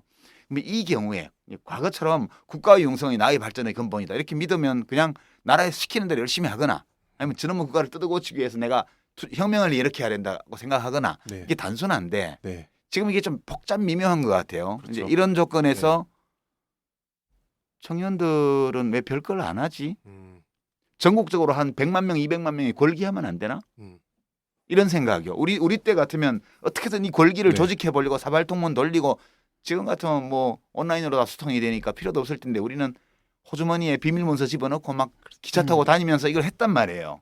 근데 왜 안 하지? 저도 그걸 사실 굉장히 오랫동안 그 질문을 하고 생각해 싶었어요. 봤는데요. 왜 우리 세대는 가장 큰 불평을 하면서 가장 그 작은 움직임을 또 보이지 않을까? 그런데 제 느낌에는 그 선거의 경험들. 그러니까 2000년대 중반 이후로 사실상 거의 패배하는 것만 봤잖아요. 예, 예를 들어 80년대, 90년대 초반에는 어쨌든 이제 그 군사정권 무너뜨리는 경험들이 있고, 그리고 이제 90년대 후반부터 2000년대 초중반까지는 정권 교체의 경험이 있고, 물론 선거가 모든 것은 아니지만은 그 최대 단위의 어떤 여론조사 같은 거라고 볼 수 있잖아요. 근데 2000년대 중반 이후로는 어떤 불만과 어떤 여론을 가지고도 항상 마치 예정된 것처럼 지는. 예. 여기 뭔가 패배주의라던가 뭘 해도 어차피 안 된다라는 종류의 느낌? 이게 그러니까 분노라기보다는 제가 생각하기엔 저도 그렇지만 좀 의아함에 가까운. 그러니까 마치 이해가 안 되는 거예요. 예, 뭐 불을 지피면 지필수록 뭐 온도가 내려가는 뭐 초자연적인 물질을 보는 느낌인 거예요. 선거라는 게. 예. 아니 그래서 사실은 이것은 그 해봤자 소용없다. 네. 또 그렇게 하는 것은 지혜로운 삶의 방식이 아니다. 이제 이런 식으로 계속해서 이제 주입되고 세뇌되는 면도 있는 것이고 또 그렇지 않다 그럼에도 불구하고 이렇게 싸워야 된다 이런 목소리에 가지고 서로가 이렇게 대립하면서 한쪽이 좀 우세한 상황이죠. 그래서 나는 포기할 이유도 없는 것이고 뭐 패배주의라는 게 그냥 말로서 없어지는 건 아니지만 끊임없이 시도를 하고 그렇게 해야죠. 그 신용보 선생이 얼마 전에 돌아가신 신용보 선생이 그 세상에다가 자기를 맞추는 그런 지혜로운 삶보다 자신에게 세상을 맞추려는 그런 어리석은 사람들의 그 우직함이 이제까지 세상을 바꿔왔다는 거. 사실은 뭐 우리 모두가 너무 현명한 건가 그럼? 그러니까 사실 이게 뭐 어느 한 개인이 예를 들면 그래 싸워야 된다고 하더라도 사실 혼자서 싸울 수는 없는 거기 때문에 그런 걸 좀 촉발시키는 다양한 노력들 이런 뭐 얼마 전에도 보면 몇 년 전에도 대자보 같은 거 팍팍 붙이면서 네. 뭐 사람들이 이제 가슴속에 담아왔던 그런 응축되어 왔던 이런 것들이 막 밖으로 표출되잖아요. 네. 이런 것들이 자주 시도되고 예. 할 필요가 있는 거죠. 사실 다양하게. 또 이건 청년은 청년이 알아서 해라. 청년 문제는 이렇게 맡길 수 있는 것도 아니고 이게 뭐 청년 없는 집이 있어요. 그리고 누구나 또 청년을 갖다가 특정 세대의 문제 그래서 그 안에서 해결되는 문제가 이게 결코 아닌 거거든. 이제 통세대적인 전 세대적인 문제인 것이기 때문에 난 좀 들고 일어났으면 좋겠어. 한 100만 명 정도라도 모여서 전국 각지 도시에 모여갖고 필요 없는 게 지난번에 그 대학 등록금 반값 등록금 그때 그 몇백 명 몇천 명 움직이니까 막 화들짝했잖아요. 정치권에서. 네.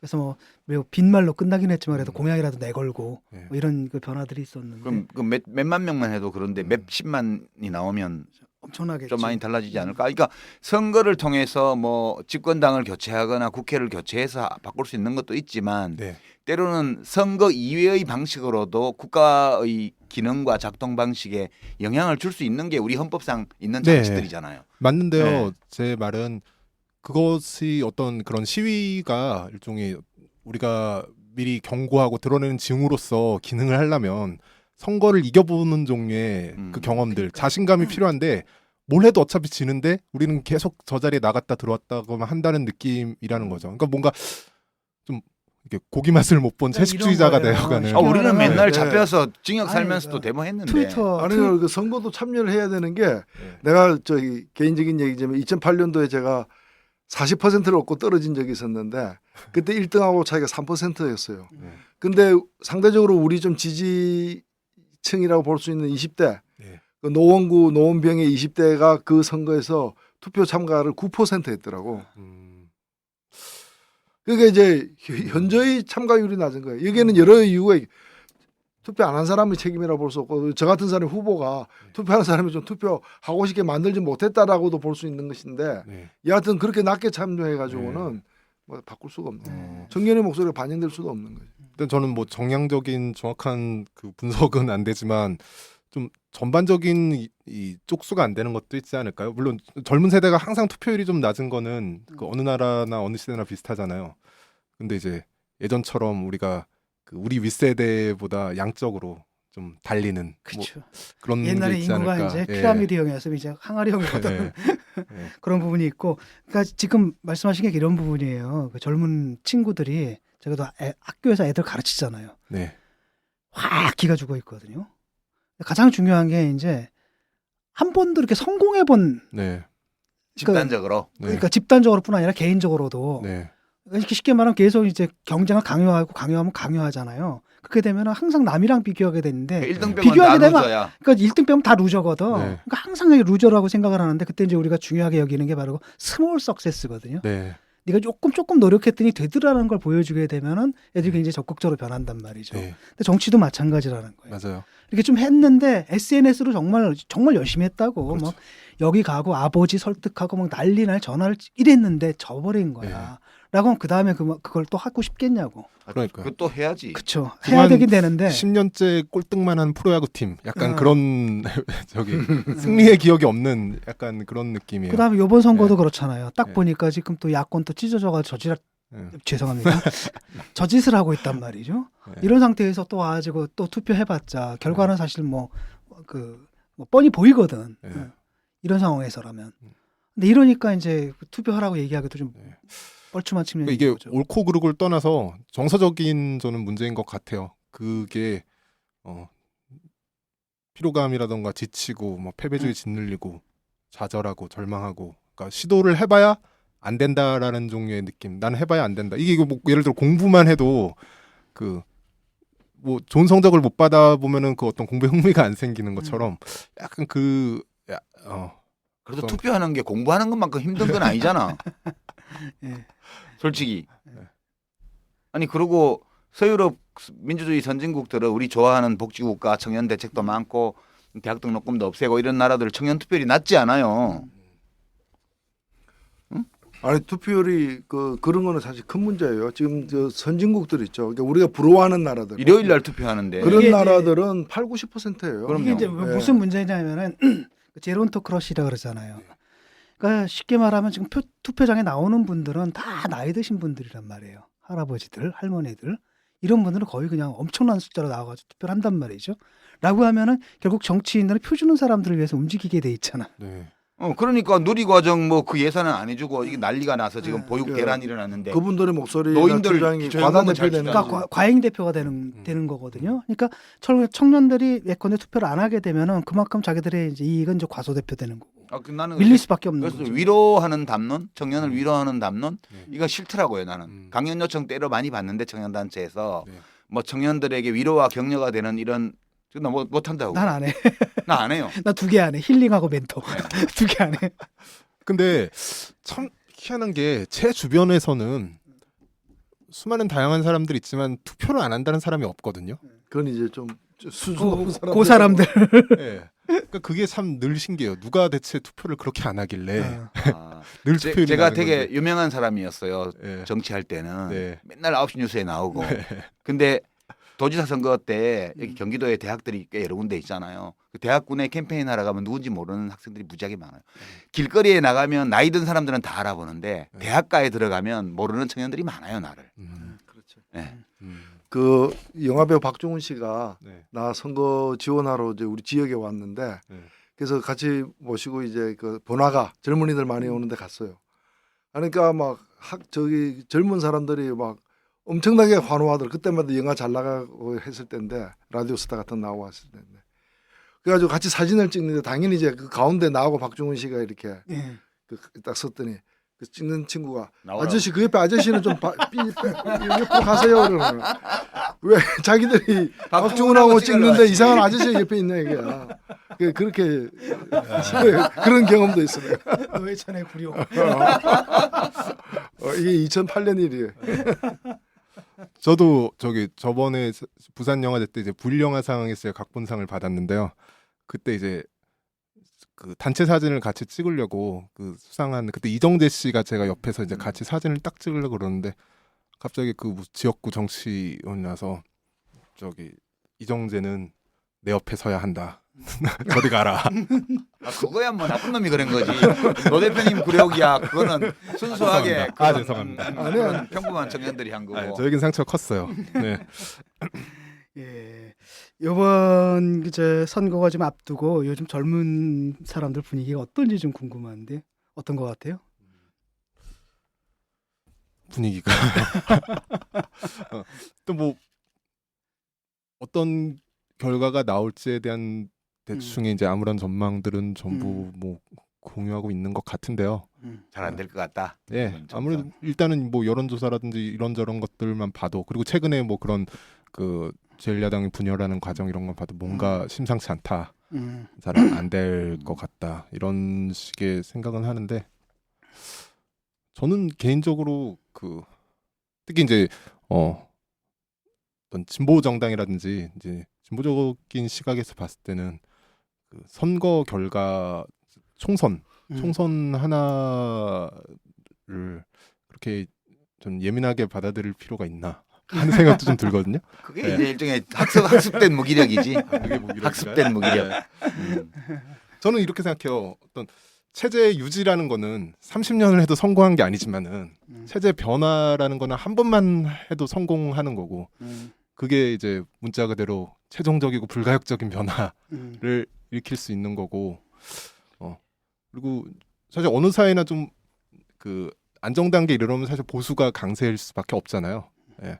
그런데 이제 적어도 우리가 이제 민주당 10년에 아직 그 기억이 남아서 정권 교체라던가 혹은 뭐 어떤 선거에서의 그 압도적인 승리라던가 이런 것을 좀 너무 당연하게 혹시 여기게 된 것은 아닌가. 그래서 예전에 예? 예전에. 그래서 여전히 그 미련들이 남아 있는 거죠. 좀 그런 측면이 좀 강해요, 사실은. 아니 그러니까 그런 건 있죠. 예. 97년하고 이제 2002년, 2004년 이 세 번의 전국 선거를 이긴 게 1등을 한 게 그때뿐이에요. 현재 야권이 그 세 번. 근데 이제 그때 분위기는 어땠냐면 야 뭐 당연히 이겨야 되는 거지. 못 이기면 니들이 쪼다야. 이 분위기였어요. 당연히 이겨야 되는 거죠. 근데 지금 와서 생각해 보면 그 두 차례의 정권이 성립되었던 것이 극히 예외적인 상황이고 그것은 그 대통령 후보의 개인기, 당시 시대적 분위기, 여권의 분열 이런 많은 요소들이 합쳐지면서 일어났던 아주 개연성이 낮은 사건이었다는 게 지금 좀 보이는 거죠. 그 당시에는 안 그랬어요. 그 당시에는 뽑아줬는데 왜 똑바로 못해? 뭐 그러고 정권 뺏겼으면 니들이 잘못한 거야.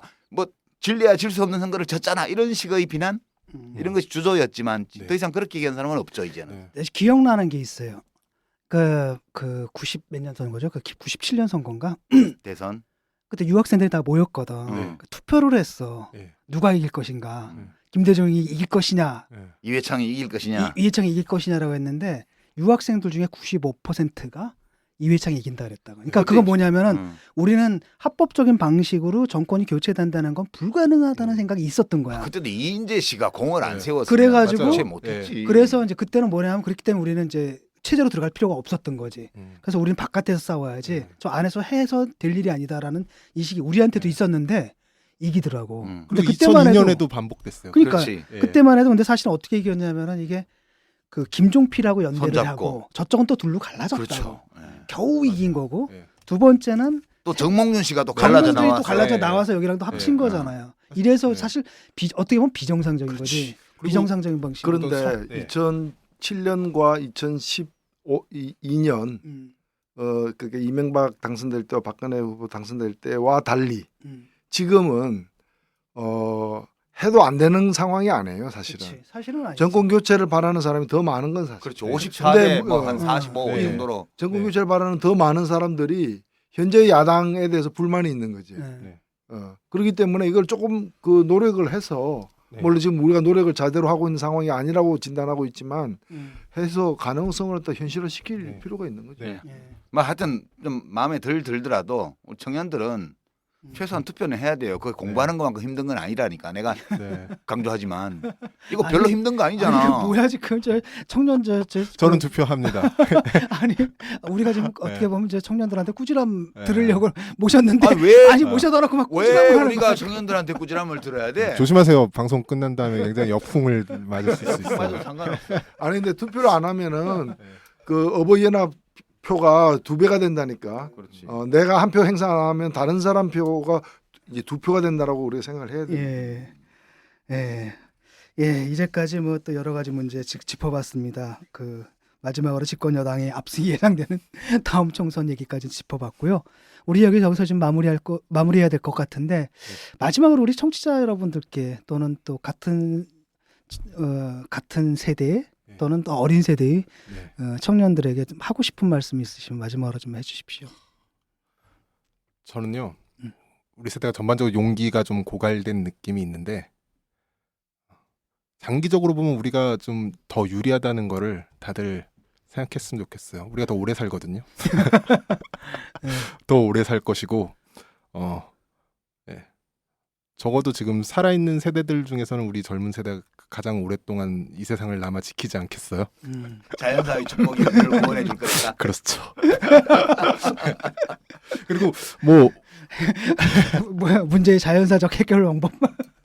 그리고 이제 우리가 특히 이제 야당 지지자들 그리고 이제 진보 성향의 유권자인 청년 세대들이 어떤 승리의 경험들이 없는데 저는 살아있는 동안 한 번 혹은 2번이면 충분하다고 생각하거든요. 우리는 이미 충분해. 우리는 2번.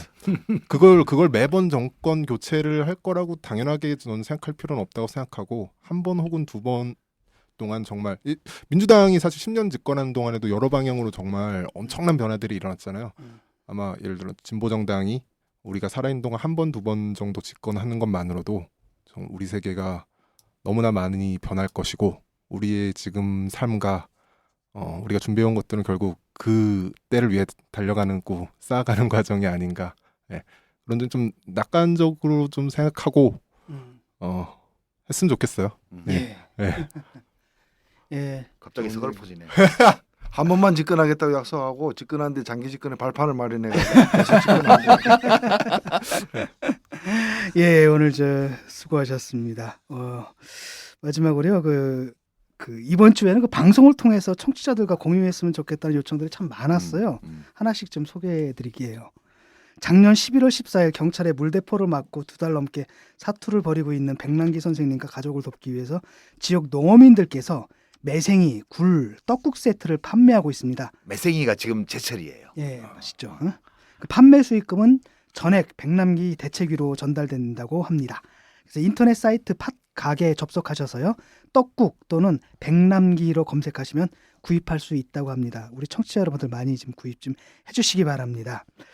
또 그 세월호 참사 희생자 가족들의 이야기를 듣고 함께 치유하려는 노력이 팟캐스트에서도 계속되고 있습니다. 정혜연 CBS PD가 제작을 맡은 팟캐스트 416의 목소리도 지난 15일부터 방송을 시작했다니까요. 정치카페 청취자 여러분의 관심 부탁드리겠습니다. 마지막으로 저희들 힘내라고 요즘 굉장히 저희가 많은 걸 받아요. 감사합니다. 저희들 힘내라고 커피랑 쿠키 보내주신 광주의 박정훈 청취자님 감사드려요. 그리고요 또 멀리 영국 옥스포드에서 향긋한 차를 보내주셨습니다. 김미희 이수희 청취자님 그리고 그 밖에도 그 밖에 여러 가지 방식으로 저희를 응원해주신 분들께 이 자리를 빌어 감사드립니다. 이 김미희 이수희님은 네. 예, 제가 작년에 옥스포드 갔을 때 이 초청했던 주최 인사인데 대단한 이제 열성 여성들입니다. 예. 고맙습니다. 잘 먹겠습니다. 예, 오늘 그 소설 D-의 손아람 작가 나오셨는데요. 저도 아직 못 읽어봤는데 꼭 읽어봐야겠. 아니 그 영화 배우 하셔도 되겠어. 저 이미 영화 배우입니다. 아 그래요? 그래요? 카메오로 나갔지. 소소견. 대사도 있는 조연 정도는 할 수 있을 것 같아 내가 보기에는. 영화 나가본 적 있어요? 나 없지. 난 있어요. 아니 난 이창동 감독이 찍을 때 카메오 준다고 해놓고 안 줬어 지금까지. 연극 나가본 적 있어요? 없습니다. 저는 예술의 전당 무대도 서봤습니다. 여러 편 나갔습니다. 한 번은 내가 이제 한 번 했는데 영화 나온다 그래가지고 그 출연을 했는데 그 테이프를 보내주더라고요. 보래요. 그래서 봤거든. 나 근데 안 나오는 거야 내가. 끝까지 안 나오는 거예요. 마지막에 엔딩 크레딧에 올라가는데 거기에 보면 아쉽게 잘린 분 내가 그래서 난 요즘 쌀전에 가서 연기를 하는 중이야. 영화에 안 써져가지고. 예, 오늘 그 손아람 작가 나오셨는데요. 여러분들 좀 관심 있는 분들은 그 D- 소설 좀 찾아 읽어보시고요. 또 아까 그 제목이 뭐였더라?